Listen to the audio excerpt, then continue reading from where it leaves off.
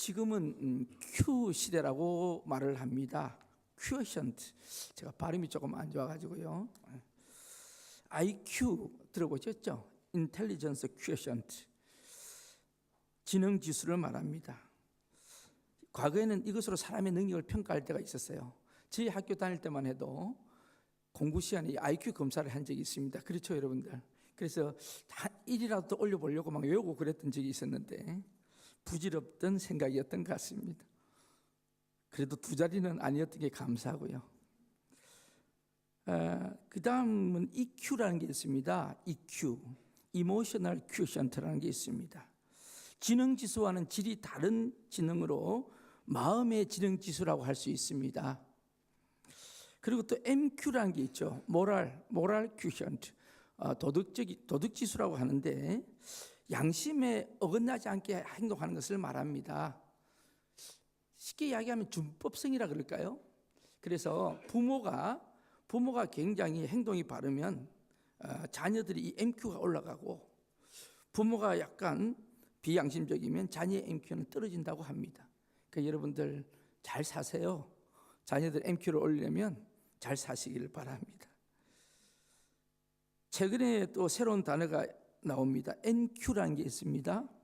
네트워크 퀴션트, 공존지수라는 게 있습니다.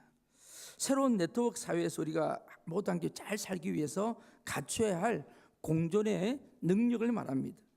곧 NQ는 더불어 살아갈 수 있는 자격을 알아보는 잣대이고, 또 자신이 아닌 다른 사람들과 함께 소통을 위한 도구입니다. 그러므로 이 NQ의 네트워크 퀴션트의 또 다른 이름은 행복지수라고도 이야기를 합니다. 또 나오는 게 디지털 퀴션트라는 게 있죠. DQ라는 게 있는데, 이건 디지털에 대한 예력 지수를 일컫는 것입니다. 단순히 컴퓨터만 잘하는 그런 기술이 아니고 정보 기술 체계에 대한 전반적인 이해죠. 요즘 이 스마트폰을 이용하지 못하면은 편히 잘 못 살잖아요. 그런 것처럼 이런 기계들을 잘 이해하는 것도 필요하다는 거죠. 근데 제가 말씀드리고 싶은 것은 이에 못지않게 중요한 것, 정말 가장 중요한 것, 이 SQ가 있습니다. SQ. 뭘까요? SQ가? 스피리추얼 큐어션트. 참 똑똑하시네요. 여기 성가대원들. 제가 말하기 전에 벌써 스피리추얼이라고 이야기하시네요. 저는 이것이 제일 중요하다고 생각합니다. 어떻게 보면 이 영성지수는 EQ보다 8만 배의 능력이 있다고 합니다. 우리 인간에게만 있는 거고요. 근데 제가 이게 참고자를 찾아보니까 이 SQ라는 말을 처음 사용했던 사람이 옥스퍼드 브룩스 대학의 교수였던 도누 조하와 정신과 의사였던 이언 미셸이 처음 사용을 했는데, 이 SQ를 이렇게 정의를 해놨어요. 이게 좀 틀린 것 같은데 이렇게 돼 있어요. 의미와 가치의 문제를 다루고 해결하는 창조적인 지능을 SQ라고 한다. 이 지성은 보이지 않는 가치를 창조적으로 발견하는 재능의 의미의 신조이다. 이렇게 이야기를 합니다. 이게요, 반은 맞고 반은 틀린 거예요. 여러분 앞으로 우리 자녀들을 정말 귀한 인물로 키우고 싶으면 이 SQ를 어려서부터 열어놓을 수 있는 은혜가 있기를 바랍니다. 오늘도 예배를 드릴 때 우리의 이 SQ가 하나님 앞에 아름답게 높아지기를 축복합니다. 참 중요합니다. 아마 이제 남은 세대는 이 SQ 시대가 될 것입니다. 영적인 이 리더자가 아마 세계를 지배하는 시대가 지금 오고 있고 또 진행되고 있습니다. 이 SQ는 한마디로 말하면 하나님을 아는 지혜입니다. 모든 지혜와 지식의 근본이 하나님을 경외하는 것임을 믿으십니까? 오늘 이 SQ가 부족해서 약간 인생에 방황을 했던 한 사람을 제가 소개해 드리려고 합니다. 영적으로 깨어있지 못해서 예수님을 부인하며 인생의 깊은 고뇌를 경험했던 베드로의 경험을 한번 보려고 합니다. 오늘 본문에서 우리는 인간적인 베드로를 보게 됩니다. 베드로의 예수님 부인 사건은 아주 유명한 사건이고, 베드로의 통곡 사건은 어떻게 보면 베드로를 베드로로 만들었던 아주 위대하고 귀한 사건이라고 생각합니다. 저와 여러분의 삶 속에 이런 통곡의 사건이 있기를 축복합니다. 이 사건을 통해서 우리는 참으로 그리스도인으로 새롭게 거듭날 수 있기 때문입니다. 왜 베드로가 통곡을 하게 되었습니까? 왜 베드로가 통곡하게 되었습니까? 첫 번째 정리합니다. 자기를 몰랐기 때문입니다. 한번 따라해 보십시다. 자기를 몰랐기 때문이다. 마태복음 26장 33절 34절 말씀 한번 띄워보실래요? 같이 한번 읽겠습니다. 베드로가 대답하여 이르되 모두 주를 버릴지라도 나는 결코 버리지 않겠나이다. 예수께서 이르시되 내가 진실로 내게 이르노니 오늘 밤 닭 울기 전에 내가 3번 나를 부인하리라. 베드로가 대답했습니다. 오늘 이 밤에 닭 울기 전에 네가 나를 버린다 했던 그 이야기에 선생님, 모든 사람이 다 주를 버린다 할지라도 결단코 나는 주를 버리지 않겠습니다. 그렇게 장담했습니다. 그런데 주님이 말씀하셨잖아요. 오늘 밤 닭 울기 전에 네가 3번 나를 부인하게 될 것이다. 자, 여러분, 분명 주님이 이런 경고했더라면 어떤 자세가 되어야 될까요? 오늘 예배드린 여러분들 어떻게 생각하세요? 내가 주와 죽을지언정 주를 부인하지 않겠나이다 이렇게 이야기해야 했을까요? 안 그러면은 그러네요. 주님 어떻게 해요? 도와주세요. 이렇게 말을 했어야 했을까요? 주님이 주님으로 믿는다면. 그런데 정말 내가 주와 함께 죽을지언정 주를 부인하지 않겠나이다고 대답했습니다. 정말 대단한 결단이고 각오입니다. 그런데 그 각오와 결단이 하룻밤도 지나기 전에 무너지고 말았습니다. 왜 그럴까요? 왜 그렇게 무너졌을까요?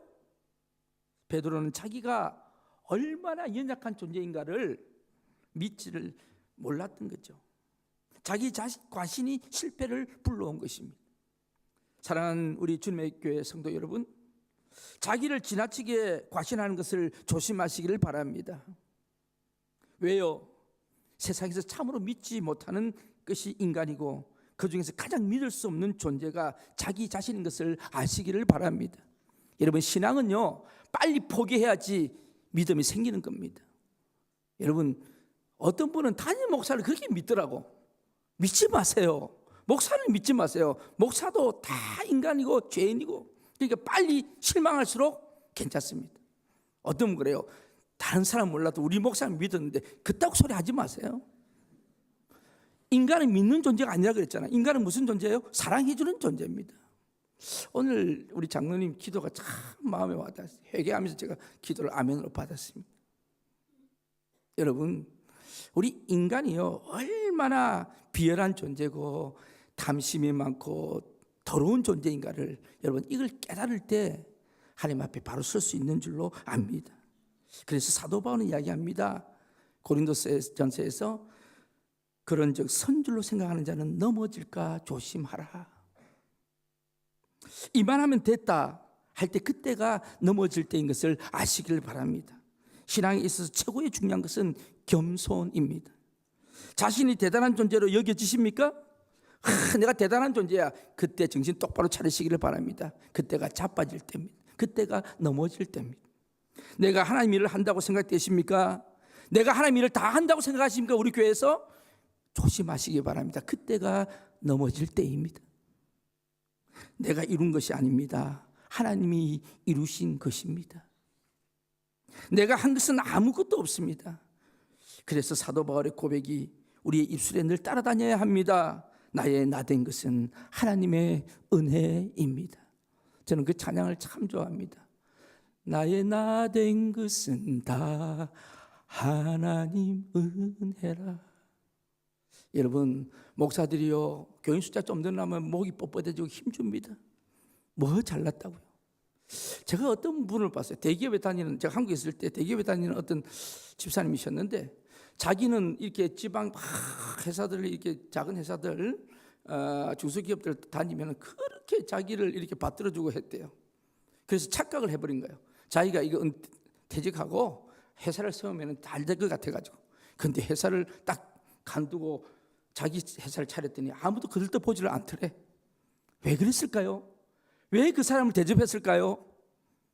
그 뒤에 따라다니는 대기업을 보고 그 사람을 대접한 겁니다. 착각한 거죠.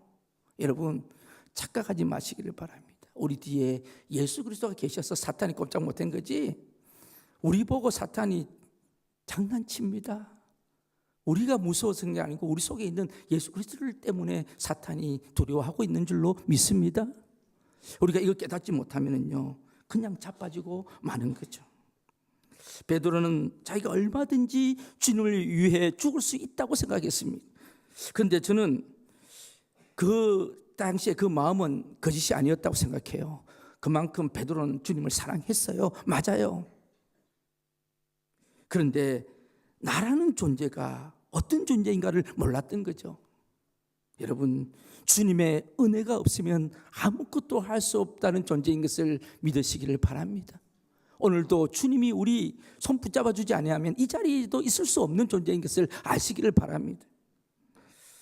그래서 그 은혜를 힘입고 살아야 하는 존재가 저와 여러분인 줄로 압니다. 내가 얼마나 연약한 줄 아는 그것이 참 겸손입니다. 두 번째로 왜 베드로가 통곡하게 됐을까요? 성경은 이야기합니다. 기도하지 않았기 때문에. 한번 따라해 보십시다. 기도하지 않았기 때문에. 근데 기도하지 않았기 때문에 따라하라니까 별로 아까보다는 반응이 별로 없어요. 기도하지 않았기 때문에. 꼭 다른 사람 보고 하는 이야기예요. 여러분, 나보고 하는 이야기예요. 나보고. 기도하지 않았기 때문에.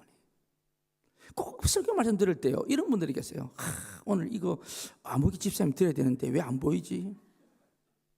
우리 남편 오늘 이 이야기 들어야 되는데 어디 갔어? 오늘 같은 날 꼭 또 빠져가지고.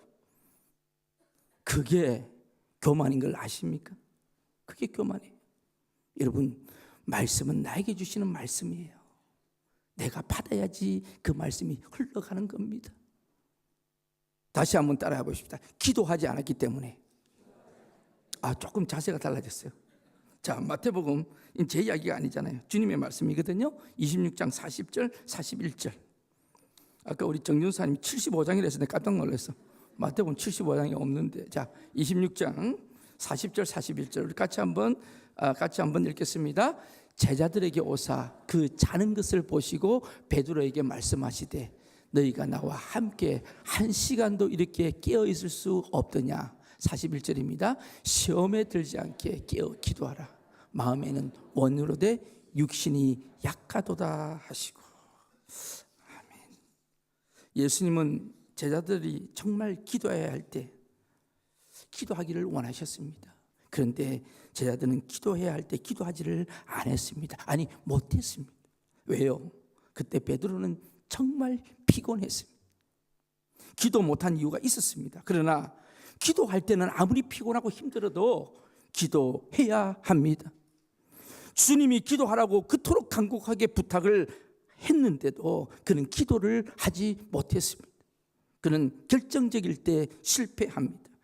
기도하지 않으면서 신앙생활에 성공할 수 있을까요? 저는 100% 못한다고 생각합니다.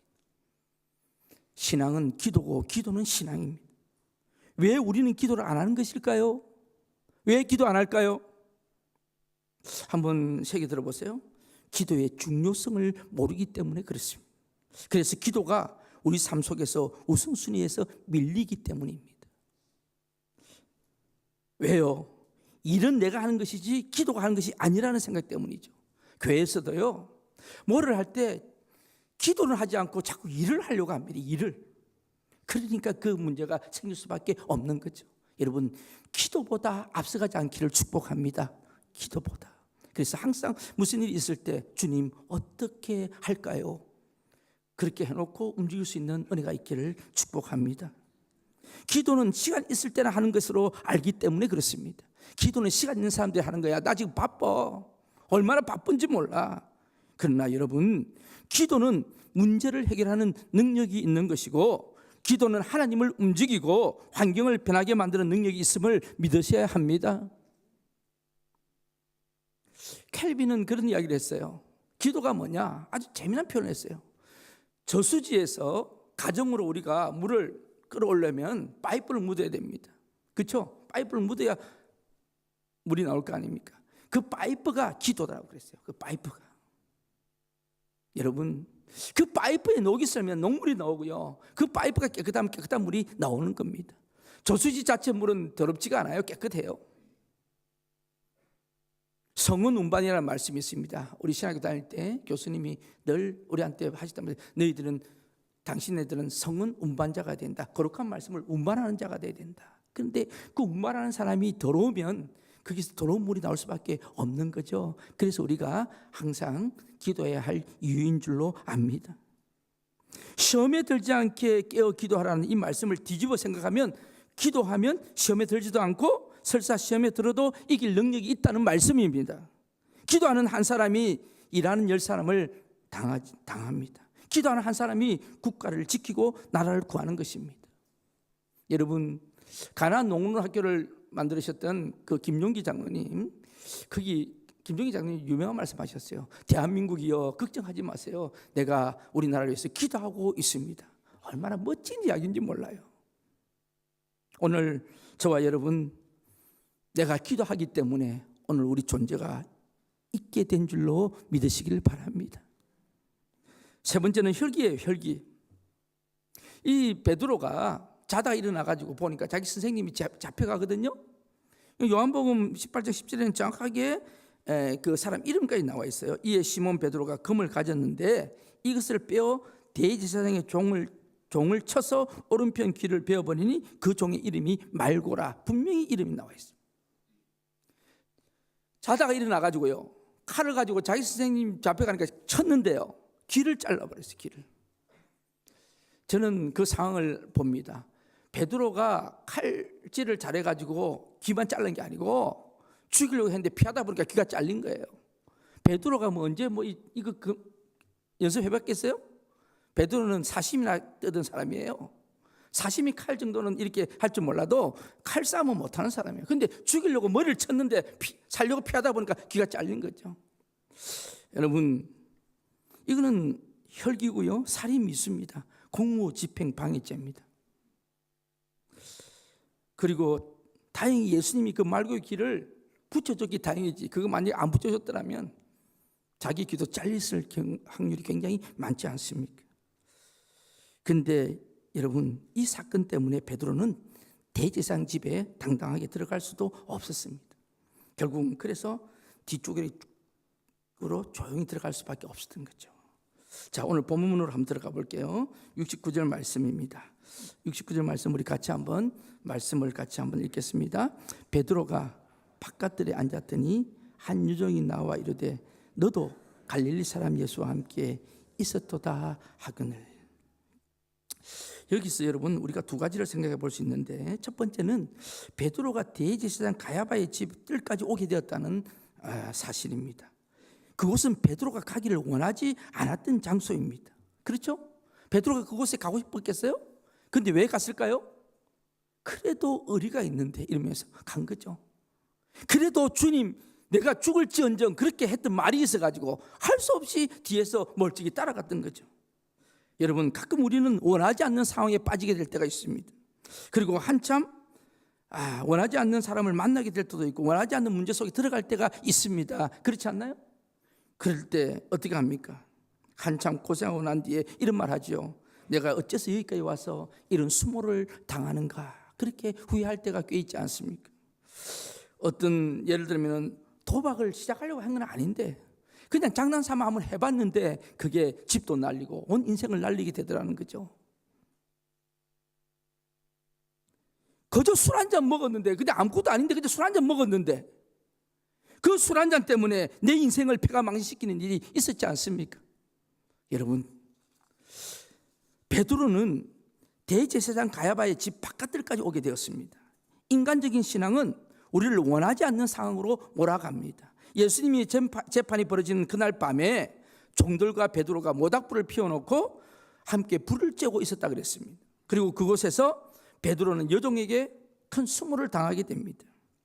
겟세마네 동산에서 기도해야 할 시간에 졸고 있었던 베드로, 예수님의 기도가 끝났을 때 충동적인 발언과 행동을 했던 베드로, 말고의 귀를 치는 실수를 범한 것 때문에 체포당하신 예수님이 가야바 법정으로 끌려가실 때 베드로는 또 한 가지 비겁한 행동을 할 수밖에 없었습니다. 그게 뭐죠? 바로 가까이서 쫓아가지 못하고 뒤에서 비겁하게 쫓아간 거죠. 그런데요, 그날 밤에 날씨가 추웠는지 요한복음에 의하면 불을 쬐고 있었다고 기록합니다. 그때 여종이 와서 질문합니다. 당신을 가만히 보니까 갈릴리 사람과 예수와 함께 있었던 사람인 것 같아. 여러분, 이렇게 이야기를 했습니다.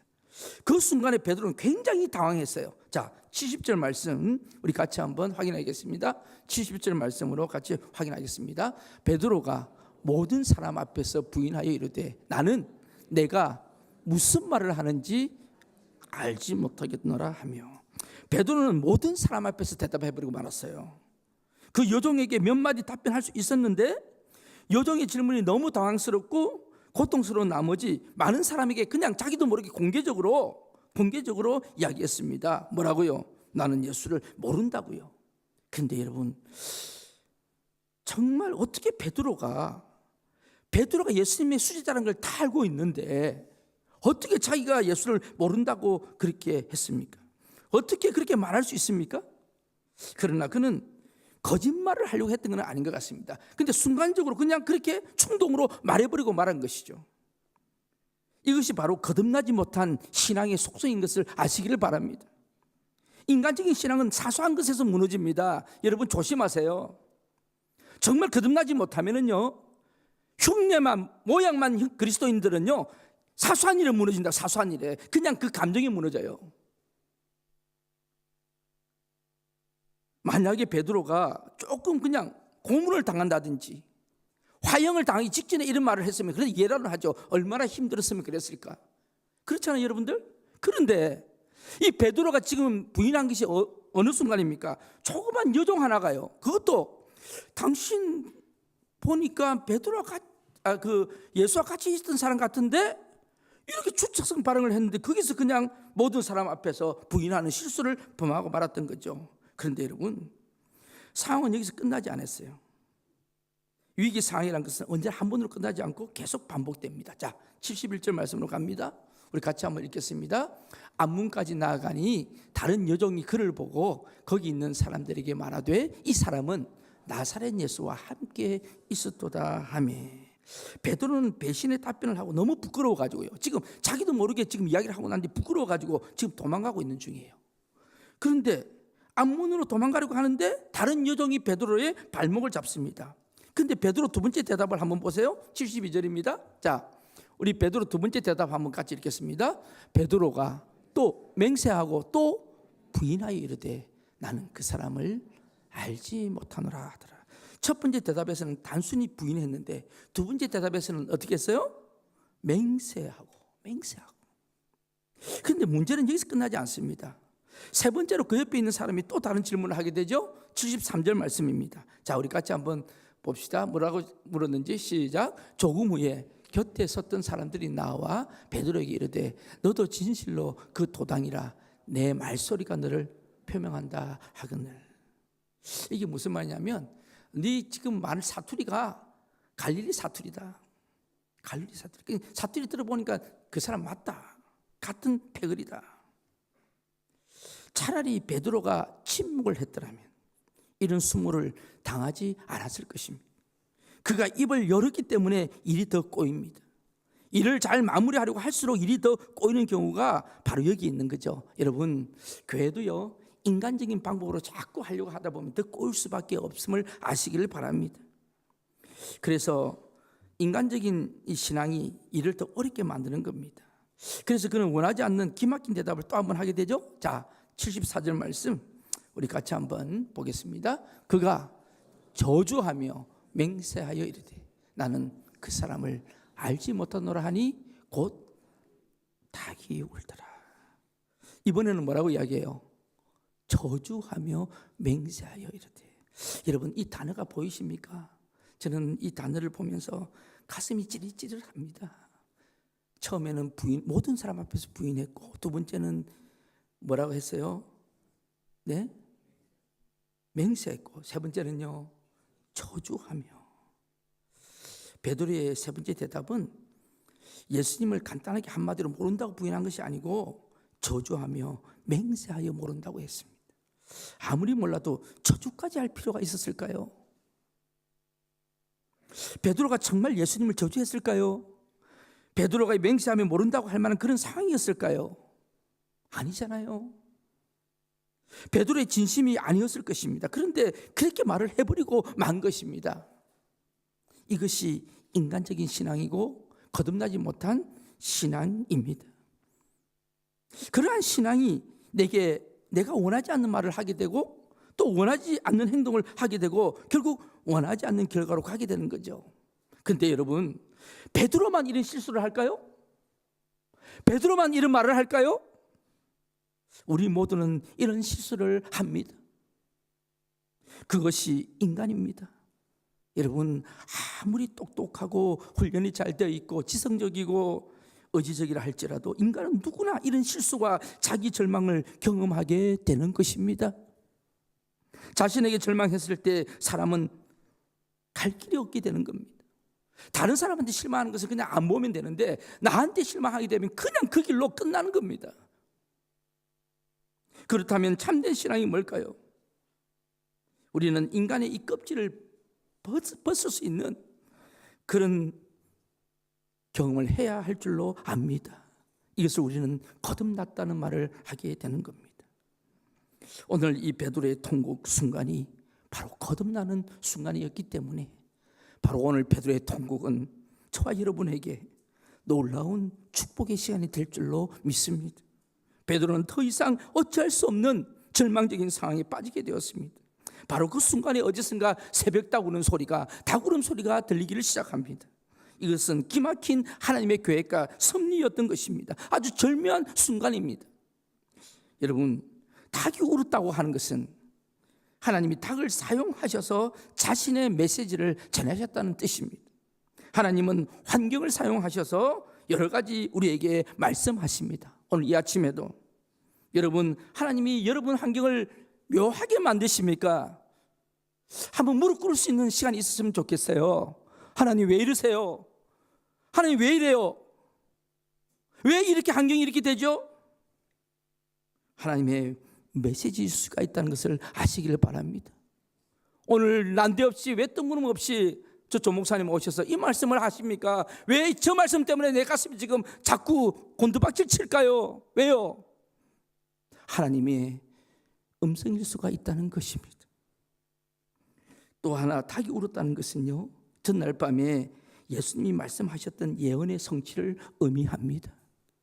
순간 베드로는 모든 것을 깨닫게 되죠. 자기 자신에 대해서 눈을 뜨기를 시작합니다. 베드로는 지금까지 자기 자신이 잘났다고 옳았다고 생각했습니다. 한 번도 자기가 잘못했다는 생각을 하지를 않았습니다. 자기 실수를 인정하지 않았습니다. 두 번째까지도 실수를 인정하지 않았어요. 세 번째도 만약에 닭이 울지 않았더라면, 저는 제 생각이에요, 이거는요, 자기의 잘못을 인정하지 않았을지도 모릅니다. 그런데 닭이 울었습니다. 그 순간 그는 술에서 깬 사람처럼 정신이 바짝 난 것입니다. 성령이 그를 두드린 것입니다. 강타한 것입니다. 하나님의 예언의 말씀이 비수처럼 그를 찔러버린 것입니다. 인간 베드로의 생애가 거듭나는 순간입니다. 75절 말씀 우리 같이 한번 읽겠습니다. 이에 베드로가 예수의 말씀에 닭 울기 전에 내가 세 번 나를 부인하리라 하심이 생각나서 밖에 나가서 심히 통곡하니라. 아멘. 닭 소리를 듣는 순간 베드로의 영혼은 통곡하기 시작했습니다. 산산조각나기 시작했습니다. 닭이 우는 순간에 예수님의 말씀이 생각난 것입니다. 그렇게 오래 참고 기다리시는 예수님의 그 사랑이 느껴지기 시작했던 것입니다. 자기가 배신했다는 생각을 하게 되었습니다. 자기가 얼마나 엉터리였는지 거기서 느끼기를 시작한 것입니다. 내가 이렇게 약한 존재였고 이렇게 악한 존재인가? 내가 이렇게 배신하는 존재인가? 내가 이렇게 실수할 수밖에 없는 인간인가? 그는 거기서 자기의 자신을 진실을 보게 된 것입니다. 바로 그 순간이 마귀가 떠나는 순간이었습니다. 바로 그 순간이 인간 베드로가 깨어지는 순간입니다. 오늘 본문 말씀을 보면 베드로가 밖에 나가서 심히 통곡했다고 했는데 아마 그 일그러진 머리를 감싸고 머리를 쥐어뜯으면서 울고 있는 그 베드로의 모습을 우리가 한번 상상해 볼 수 있기를 간절히 바랍니다. 바로 이 순간이 베드로의 깊은 절망에는 베드로의 소망이 있었습니다. 그것이 베드로의 축복의 시간인 줄로 믿습니다. 어떤 사람은 그게 저주의 순간이라 그러는데 저는 그렇게 생각하지 않습니다. 바로 이 순간이 베드로가 되는 변화되는 순간이었고 다시 태어나는 순간이었습니다. 우리에게도 이런 베드로의 축복이 있기를 간절히 축복합니다. 일그러지고 찌그러지고 얼굴을 감싸고 하나님의 음성을 듣고 예수님의 말씀이 생각나서 이런 고백이 있기를 원합니다. 오 주님, 저는 엉터리였습니다. 저는 위선자였습니다. 저는 인간적인 신앙으로 위장하고 살았던 사람입니다. 저는 부족한 죄인입니다. 저는 모든 것을 인간적으로 판단했습니다. 주여, 저를 깨워 주시옵소서. 전승에 의하면 베드로는 그 후에 닭소리만 들으면 몸소리를 쳤다고 합니다. 우리를 각성하게 하는 소리가 필요합니다. 이 시대에 여러분, 주님의 말씀으로 돌아와야 합니다. 기도하는 시간이 되어야 합니다.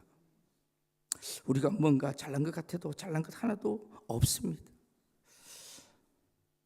유럽을 여행해 보면 재미난 거는요, 성당에 가면 베드로의 그 동상이 있어요.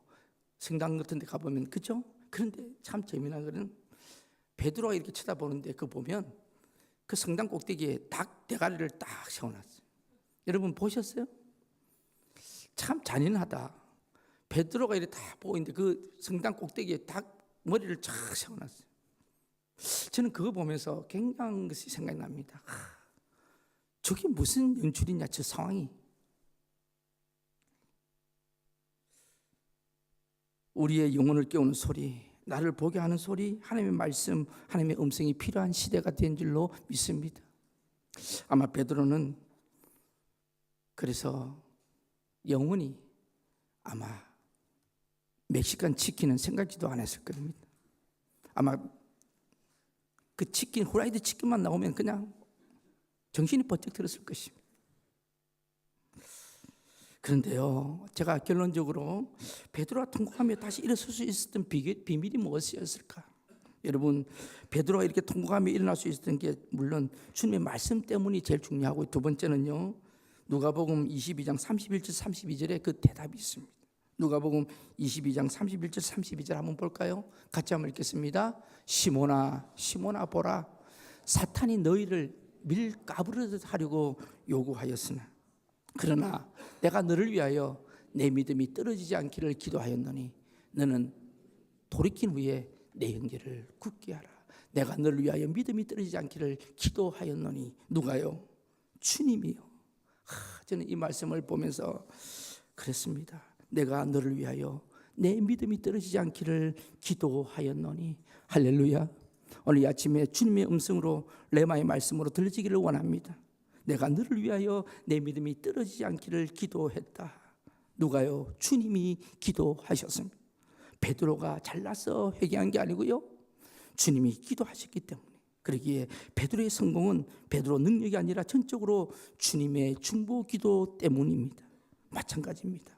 우리도 하나님 우편에서 우리를 위해 간절히 주님이 기도해 주셨기에 때로 우리가 넘어질지라도 영원히 실패하지 않고 이 자리에 있게 된 줄로 믿습니다. 로마서 8장 34절에 우리 같이 한번 읽겠습니다. 로마서 8장 34절. 누가 정죄하리요? 죽으실 뿐 아니라 다시 살아나신 이는 그리스도 예수시니 그는 하나님 우편에 계신 자요 우리를 위하여 간구하시는 자신이라. 아멘. 주님의 말씀이 생각나서 울었습니다. 그런데 여러분, 그게 단순한 후회의 눈물이 아니라 주님의 사랑에 대한 눈물이었음을 압니다. 근데요, 성경을 자세히 보면 재미납니다. 마태와 마가는 그냥 예수님께서 하신 말씀이 생각나서 그렇게 기록을 했는데, 의사 출신이었던 누가는 참 섬세합니다. 뭐라고 적은지 아세요? 닭이 글을 울렸을까요?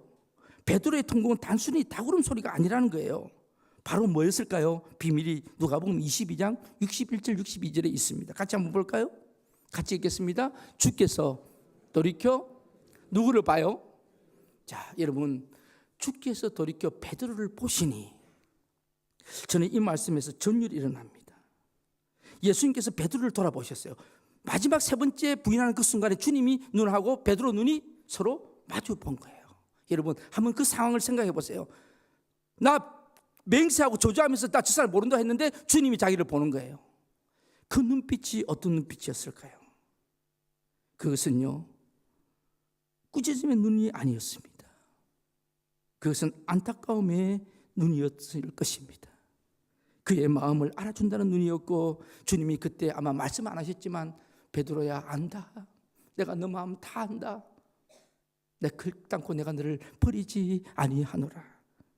그것이 베드로의 마음에 눈물을 가져왔고, 자신이 깨어지는 고통 속에서 주님의 기도는 베드로를 회개의 길로 인도하신 줄로 믿습니다.